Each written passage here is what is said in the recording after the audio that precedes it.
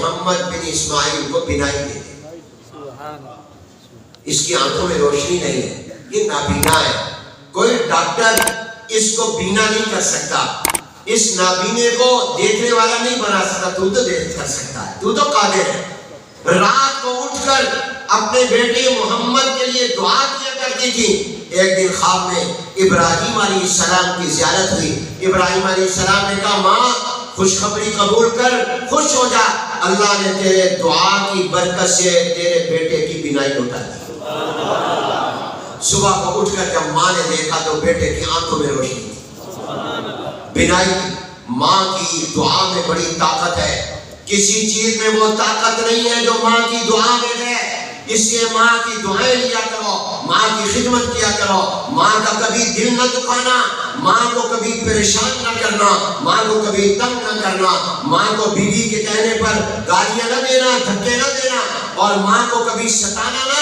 تمہاری جنت بھی ماں کے قدموں کے نیچے ہے. امام بخاری رحمۃ اللہ علیہ کو اللہ نے بینائی دی ہے ماں کی دعا کی برکت. اپنی ماں کی قدر کیا کرو, ان کی خدمت کیا کرو, جا کے پاؤں دبایا کرو. اور اگر ماں دنیا سے چلی گئی ہے تو ان کی قبر پر جایا کرو, ان کے لیے اشارے ثواب کریا کرو. کتنے لوگ ہیں وہ اپنی ماں کو یاد ہی نہیں کرتے. تمہیں کیا پتا تمہارے لیے تمہاری ماں نے کتنی تکلیفیں اٹھائی.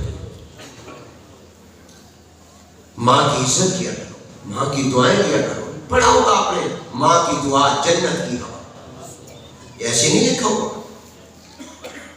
تم گھر میں نہیں ہو, دکان پر ہوتے ہو, ماں دروازہ دیکھتی ہے کب میرا بیٹا ہے. تم نکلتے ہو, وہ جھولی اٹھا کر ہاتھ اٹھا کر تمہاری یہ دعائیں کرتی ہے, اللہ میرے بیٹے کو سلامتی کے ساتھ. وہ خود جاگتی تھی, تمہیں سلاتی تھی, تمہارے پیشاب صاف کرتی تھی,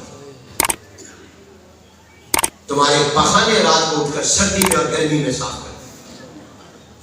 اپنی ماں کی خدمت کیا کرو, باپ کی عزت کیا کرو. آج کتنے بدبخت ہیں اپنی ماں کو نعوذ باللہ تنگ کرتے اور ستاتے. ماں بہت بڑی چیز ہے. میں کہا کرتا ہوں نہ ماں جیسی چیز اللہ نے بنائی, نہ باپ جیسی چیز اللہ نے. ہر چیز کی مثل مل جائے گی, دوست کی طرح کا دوست مل جائے گا, بھائی کی طرح کا بھائی مل جائے گا, لیکن ماں جیسی چیز نہیں ملے گی, نہ باپ جیسی چیز ملے گی. باقی رشتوں کی بھی قدر کرو, ہر انسان کی عزت کرو, ہر ایک کا احترام کرو, لیکن ماں کا مقام بہت اونچا ہے.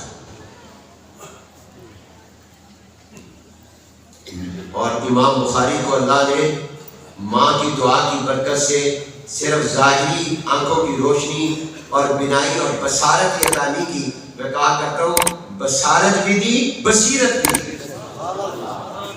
بصارت بھی دی اور بصیرت, اور روشنی بھی ایسی دی کہ امام بخاری دنیا سے چلے گئے, صدیاں گزر گئی, قبر میں چلے گئے, مگر آج تک امام بخاری کی روشنی سے دنیا پھیلا ہوا ہے. ایسی روشنی دی کہ وہ روشنی آج تک دنیا میں پھیل گئی. علم کی روشنی, جناب نبی کریم صلی اللہ علیہ وسلم کی احادیث کی روشنی. تو نام اچھے رکھا کرو, نام کا نام والے پر اثر ہوا کرتا ہے. علماء سے پوچھ کر نام رکھا کرو. جب بھی اللہ تمہیں بیٹا دے یا بیٹی دے, اس کا نام علماء سے پوچھو. صحابہ کے نام پر رکھو, پیغمبروں نبیوں کے نام پر رکھو, بیٹیوں کے نام صحابیات کے نام پر, ازواج مطہرات کے نام پر. حضور علیہ السلام کی 4 بیٹیاں حضرت فاطمہ, زینب, رقیہ, ام کلثوم رضی اللہ تعالیٰ عنہا کے نام پر نام رکھو. نام کی برکت ہوا کرتی ہے, نام والے نام کا اثر ہوا کرتا ہے. اچھا نام رکھا کرو, ایسے بغیر سوچے نام مت رکھا کرو. کہ لوگ سوچے ہم نے نیا نام رکھا جو ہمارے خاندان میں کسی کا بھی نہ ہو. وہ ایک صاحب مولوی صاحب کے پاس گیا اور کہنے لگے جی مجھے اللہ نے بیٹا دیا ہے, کوئی نام بتاؤ. وہ نام بتا دے, نہیں کوئی نیا نام بتاؤ. اس نے کئی نام بتائے, یہ نام رکھ لو, یہ جو نام کہے گا یہ نام تو نیا نہیں ہے, یہ تو فلانے کا ہے, فلانے کا ہے, یہ تو فلان کا بھی ہے, یہ تو بڑا مشہور نام ہے, کہ نیا نام دو. اس نے کہا اچھا کہ نیا نام شیطان نہ, یہ کسی کا نہیں ہے, تم شیطان نہ.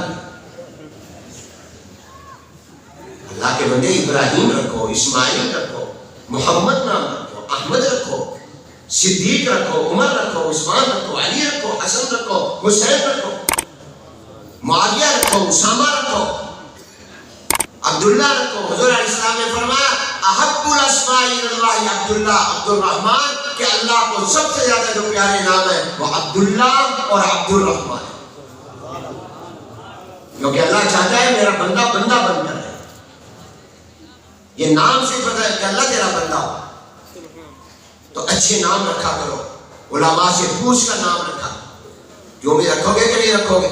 آج کا پہلا سبق تو یہی سمجھ لو کہ نام کیا رکھ رہے، اور تم میں سے بھی جس کا نام اچھا نہ ہو، اس کا معنی صحیح نہ ہو، اپنے عالم سے رابطہ کرو، نام بدل تبدیل کرو۔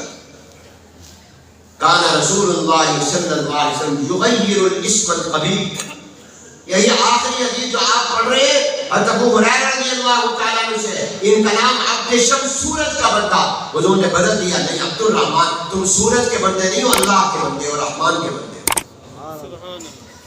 یہ ابو ہریرہ ان کی کنیت ہے، بلی پالی ہوئی، ہریرہ بلی کو کہتے ہیں، بلی والا، تو حضور نے ان کو پیار سے کہا یا ابا ہریرہ، بس وہ نام پیچھے چلا گیا، جو حضور کی زبان سے نکلا تھا وہ مشہور ہو گیا۔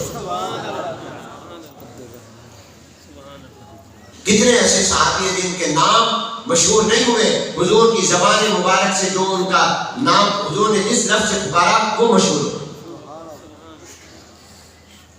حضرت علی رضی اللہ عنہ کی کنیت ابا تراب، یہ حضور نے فرمایا قم ابا تراب، مٹی والے کھڑے ہوئے، یہ سو رہے تھے مسجد نبی میں، جسم سے مٹی لگی، فرش کچا تھا، تو کہا مٹی والے کھڑے ہو جاؤ، تو ابا تراب مشہور ہو گئے، لیکن آپ کا نام بھی مشہور ہے علی رضی اللہ عنہ، تو نام اچھا رکھا، علماء سے پوچھ کر رکھا، جس کا معنی ہو وہ نام رکھا۔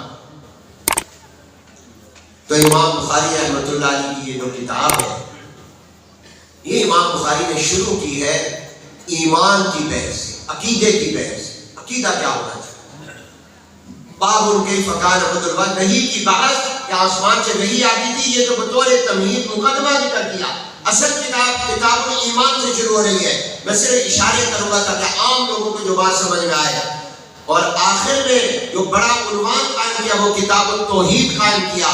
توحید ایمان کے اندر بھی آ گئی تھی، وہاں پر بھی چونکہ عقیدے میں سب سے بڑا عقیدہ توحید کا عقیدہ ہے، گویا یوں سمجھ لو کہ امام بخاری نے کتاب تو شروع بھی عقیدے سے کیا، ختم بھی عقیدے پر کیا، شروع بھی ایمان سے کیا، ختم بھی ایمان پر کیا، کیونکہ ایمانی عقائد میں سب سے پہلا عقیدہ توحید کا عقیدہ ہے۔ گویا یہ پیغام دیا